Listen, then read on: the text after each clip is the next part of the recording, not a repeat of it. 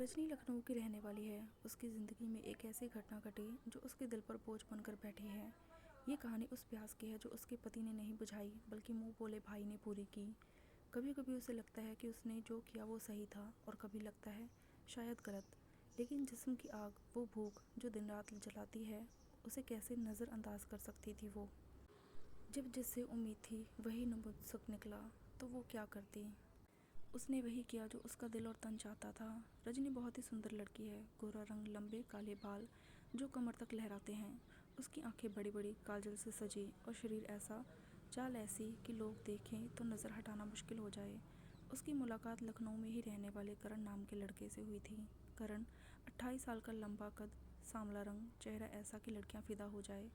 उसकी शरारती मुस्कान और बात करने का ढंग रजनी को पहली नज़र में भा गया। रजनी ने उसे अपनी सहेली रितिका की शादी में देखा था। वो नेवी ब्लू शेरवानी में था और उसकी हंसी में एक अजीब सी कशिश थी।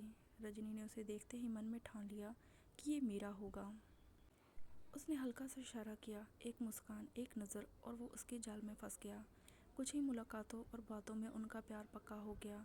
वो उसके साथ घंटों बातें करती, उसकी शरारती बातों पर हंसती और उसकी आंखों में डूब जाती। कुछ महीनों बाद उनकी शादी हो गई, लेकिन ये शादी उसकी ज़िंदगी की सबसे बड़ी भूल बन गई। शादी से पहले उसने करण को सिर्फ उसके आचार विचार से परखा।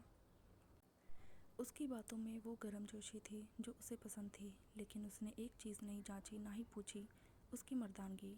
ये बात उसे सुहाग रात को पता चले और उस रात उसकी ज़िंदगी बदल गई। सुहाग रात का दिन कमरा गुलाब और चमेली के फूलों से सजा था। हवा में खुशबू तैर रही थी। रजनी लाल रेशमी साड़ी में सजी थी जिसके पल्लू में सुनहरी जरी का काम था। उसका घूंघट चेहरे को ढके था, लेकिन आंखें बाहर झांक रही थी। वो पलंग पर बैठी थी जिसे गुलाब की पंखुड़ियों से सजाया गया था। उसका दिल जोर जोर से धड़क रहा था। करण कमरे में आया। वो क्रीम रंग की शेरवानी में था, लेकिन उसके चेहरे पर एक अजीब सी शिकन थी। वो उसके पास पलंग पर बैठा और धीरे से उसका घूंघट उठाया। रजनी ने उसकी तरफ देखा। उसकी आंखों में शर्म थी। करण के माथे पर पसीने की बूंदें थी। रजनी ने सोचा शायद पहली बार है इसलिए घबरा रहा है।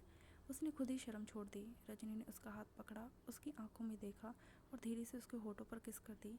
रजनी ने धीरे धीरे कपड़े एक तरफ करने शुरू किए। इधर करण की सांसें तेज हो रही थी।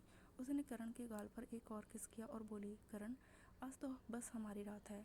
उसकी आवाज़ में शरारत थी। करण ने भी उसे किस किया, लेकिन उसकी हरकतों में एक हिचक थी। रजनी पूरे जोश में थी। उसने जल्दी से एक तरफ सब कर दिया और बोली, करण, पास आओ और ये पपीते खाओ। इन पे ज़रा भी रहम मत करना, मसल मसल के जूस निकाल दो। करण को तो जैसे कोई फ़र्क ही नहीं पड़ा। वो शांति से करने लगा जो रजनी ने कहा था उसे करने को। रजनी ने जब करण को धक्का दिया और देखने लगी तो वो हैरान रह गई। रजनी ने शरारत से कहा, करण, इस धंधे में जान नहीं है क्या, ऐसे कहो खड़ा हो जाए।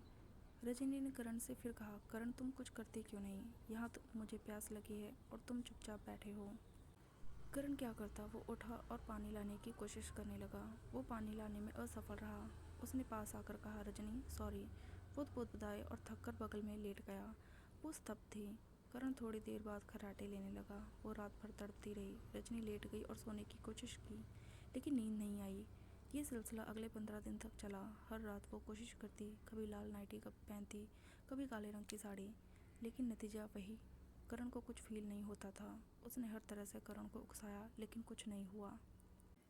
वो हर रात हार कर, थक कर और तड़प कर सो जाती। 15 दिन बाद रजनी अपने मायके चली गई। मायका लखनऊ में ही था। उसके माता पिता वहाँ रहते थे। रजनी का मुंह बोला भाई रवि भी वहीं 2 घर छोड़कर रहता था। रवि अभी कुंवारा था।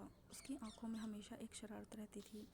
जब रजनी घर पहुंची, माँ ने उसकी खातिर की। वो खुश थी कि रजनी घर आई है। उसी दिन वो मंदिर चले गई। कुछ देर बाद रवि घर आया।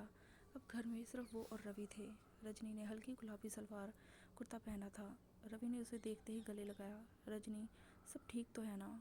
करण जी कैसे हैं? उसकी आवाज़ में गर्मजोशी थी। रजनी ने हल्का सा मुस्कुराया, लेकिन उसके दिल में तूफान था। वो कुछ नहीं बोली, बस उसकी छाती से लगकर रोने लगी। रवि ने उसे संभाला, उसके बालों को सहलाया। क्या हुआ रजनी? कुछ तो बता, उसने धीरे से पूछा। रजनी ने हिचकियाँ लेते हुए सब बता दिया। भैया, करण, वो मुझे वो सुख नहीं दे पाते, वो रोते हुए बोली। रवि चुपचाप सुनता रहा। फिर उसने एक गहरी सांस ली और कहा, रजनी, मुझे पता था। वो चौंक गई। पता था? क्या मतलब? उसने आंखें पोंछते हुए पूछा। रवि ने धीरे से कहा, शादी से पहले करण ने मुझे बताया था कि उसे प्रॉब्लम है।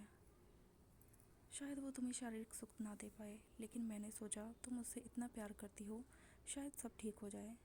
रजनी ने उसकी बात को नज़रअंदाज कर दिया। लेकिन रजनी, मैं तुमसे एक बात कहना चाहता हूँ।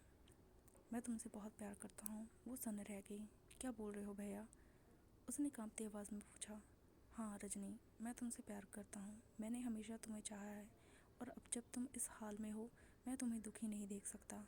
रवि की आंखों में एक अजीब सी तड़प थी।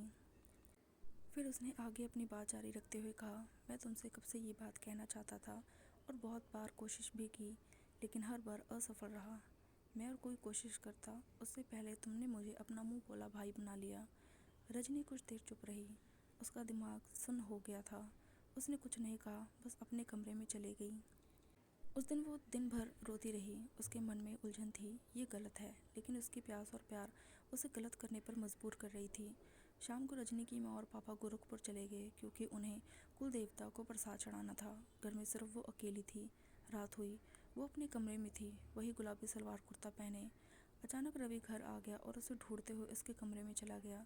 वो नीली टी शर्ट और काली जीन्स में था। उसने रजनी को कसकर गले लगाया। रजनी, मैं तुम्हें दुखी नहीं देख सकता। मैं तुमसे बहुत प्यार करता हूँ। उसकी आवाज़ में तड़प थी। रजनी ने छुड़ाने की कोशिश की। भैया, ये गलत है, उसने धीरे से कहा, लेकिन उसका मन उसे रोक रहा था। रवि ने उसके गालों को अपने हाथों में लिया। रजनी, मैं तुम्हारी प्यास बुझा सकता हूँ। तुझे वो सुख दूंगा जो करण नहीं दे पाया, वो बोला। उसकी आंखों में वासना थी, लेकिन प्यार भी। वो चुप रही। उसके मन में हलचल थी, लेकिन प्यार की आग उसे कमज़ोर कर रही थी। रवि ने उसे पलंग पर लेटाया। रजनी ने कुछ नहीं कहा, बस उसकी हरकतों को महसूस करती रही। रवि ने टी शर्ट उतारी। उसका कसरती जिस्म सामने था। दोनों ने एक दूसरे को गले लगा लिया। रवि ने रजनी को किस किया। रवि ने रजनी को गले लगाते हुए कहा, रजनी, जैसा सन तुम चाहती थी बिल्कुल वैसा ही है, तो क्या ख्याल है तुम्हारा? उसने कहा, भैया अब बर्दाश्त नहीं होता, जो करना है जल्दी करो। रवि ने उसे पलंग पर लेटाया और कहा, रजनी, तैयार हो ना? उसने हाँ में सिर हिलाया। रवि ने बिना सोचे समझे एक ही झटका मारा और काम शुरू कर दिया। दोनों अपने काम में खुशी खुशी लगे रहे। दोनों को वक्त का कोई ख्याल ही नहीं था, बस अपनी मस्ती, अपने काम में लगे रहे। रात भर उनके कमरे में टीवी चलता रहा, आवाज़ें आती रही और काम होता रहा। रात भर खेल चलता रहा। रजनी की सुहागरात जो करण ने अधूरी छोड़ दी थी, रवि ने पूरी कर दी। अब वो पिछले 15 दिन से मायके में है और रवि साथ जमकर करवा रही है।